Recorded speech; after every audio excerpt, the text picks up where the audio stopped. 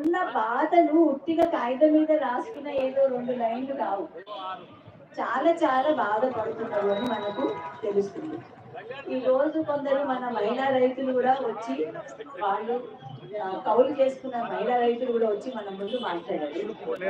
దీనికంటే ముందు మనం ఈ గత సంవత్సరమే మకాం మహిళా రైతుల సంఘం జాతీయ స్థాయిలో ఉన్న సంఘం తరఫున మనం ఒక చిన్న రీసెర్చ్ చేశాము. మనకి ఏం తెలుస్తుంది మహిళా రైతుల గురించి? చిన్న వయసులో పెళ్లిళ్ళు అవుతున్నాయి. ఈ రోజు కూడా ఇంత ప్రపంచం మారిపోయినా కానీ చిన్నప్పుడే పెళ్లిళ్ళు ఇంకా చేస్తూ వస్తున్నారు. చిన్నప్పటి నుంచే బాధలలో పడిపోతున్నారు. ఇప్పుడు కుటుంబం అంతా అప్పుల పాలుందంటే ఆ మహిళా రైతులు ఆమె గొంతు ఎట్లా ఉంది? ఎవరు ఇక్కడ చెప్పలేదు.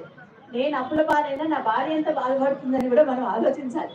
సో అది కూడా మనము ఆలోచించేది చాలా అవసరం ఉంది. ఇప్పుడు మహిళలు ఏమేమి అడుగుతున్నారు, వాళ్ళకు ఏం చెప్తున్నారు ఇవాళ ఒక్కసారి మళ్ళీ అందరు చెప్పినా కానీ గుర్తు చేస్తున్నాను. ఒకటి, కనీసం గుర్తించండి మమ్మల్ని అని అడుగుతున్నారు.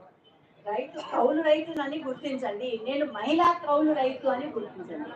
ఇప్పుడు ఓర్సు కవిత చెప్పింది, అమ్ముకొనికే పోతే చీమల్లాగా ఈ పురుగుల్లాగా చూస్తున్నారని. అంటే అది ఎంత బాధకరమైన విషయము. ఈ రోజు దేశానికి పండించి తిండి పెడుతున్నారు. ఈయన ఫస్ట్ లైన్ లో ఏం రాశారు ముఖ్యమంత్రి?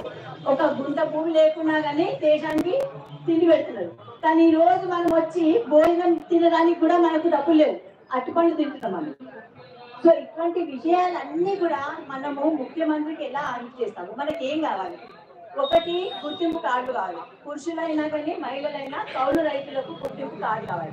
ఆ గుర్తింపు కార్డు అంటే వచ్చే కాగితాలు మా దగ్గర 11 ఇష్యూ చేసిండ్రు నల్గొండలో. చాలా కష్టపడితే 11 వచ్చినాయి. అన్ని జిల్లా మొత్తం మేము ట్రై చేస్తే 11 వచ్చినాయి కార్డు. కానీ దాంతో ఏమొచ్చింది? కాగితంతో మనకి ఏం లాభం కాలేదు.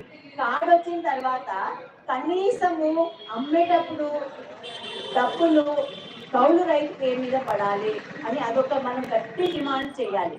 ఎందుకంటే పెట్టుబడి కనీసం ఆ డబ్బులు మన దాంట్లో పడాలి. తర్వాత ఇక్కడ మనకు మన కౌలు రైతు ఒకరు చెప్పారు, ఏమని? పెట్టుబడికి డబ్బులు లేవు. పెట్టుబడి మనం ఆడవాళ్ళు కూడా మొదలు చెప్తున్నారు.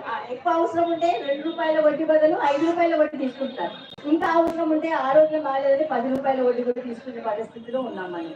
సో అలాంటివి ఉన్నప్పుడు సబ్సిడీలు కౌలు రైతుకు గుర్తింపు కార్డు వచ్చినాక తప్పకుండా వాళ్ళకు అవసరం ఉన్న సామాన్లకు అన్నిటికీ కూడా సబ్సిడీ దొరకాలి.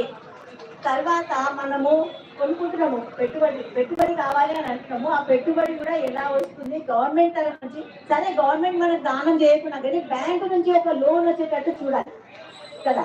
ఎందుకంటే బ్యాంకు నుంచి మనకు ఒక లోన్ వస్తే కనీసం మనం కట్టుకోగలం. అందరం గొలుసు ఆడపిల్లలకు ఏమి ఇవ్వకుండా, ఆడపిల్లలు ఎంతమంది పేరు మీద భూములు ఉన్నాయి? చాలా తక్కువ మంది పేరు మీద భూములు ఉన్నాయి. ఆ ఉన్న భూములు లేకున్నా కానీ మనకు పెళ్లి అయినప్పుడు ఏదో ఒక గొలుసు మించేస్తే అది కూడా మనం బ్యాంకులలో అప్పు పెట్టుకుంటాం. అది తెస్తున్నారు 10 లక్షలు అప్పు అయితే ఎక్కడికి వెళ్ళదు అలాంటి. సో అట్లా కాకుండా బ్యాంకు నుంచి అప్పు వచ్చేటట్టు తప్పకుండా చూడాలి అని అంటున్నాం. మూడోది, ఇప్పుడు రైతు బీమా అయింది కదా అందరికీ. రైతు బీమా అయిందా?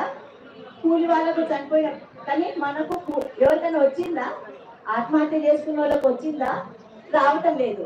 సో కనీసం బీమా, ఎందుకంటే ఆల్రెడీ ఇన్నేళ్ల నుంచి పోరాటం కూడా చేస్తున్నాము, కౌలు రైతు కూడా తప్పనిసరిగా రైతు బంధు వాళ్ళకు పడాలి అని.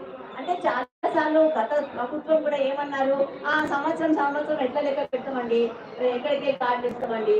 కానీ వేరే పనులన్నీ సంవత్సరం కదా, జీతాలు పెంచుతారు కదా సంవత్సరము.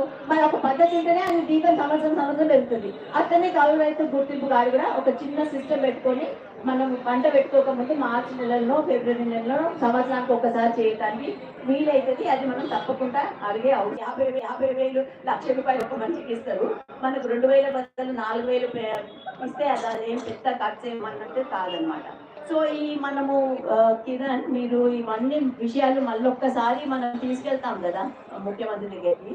తీసుకెళ్ళినప్పుడు మహిళా కౌలు రైతులకు ఇంకా ఇట్లా ఇది కష్టాలు ఎలా ఉన్నాయి, తప్పనిసరిగా వాళ్ళు కొనుగోలులో వాళ్ళు కొనాలి అని కొన్ని మహిళల తరఫున కూడా కొన్ని డిమాండ్స్ మనం పెట్టే అవసరం ఉంది. దాన్ని మనం పెడితే చాలా బాగుంటుంది అనుకున్నాను. Thank you.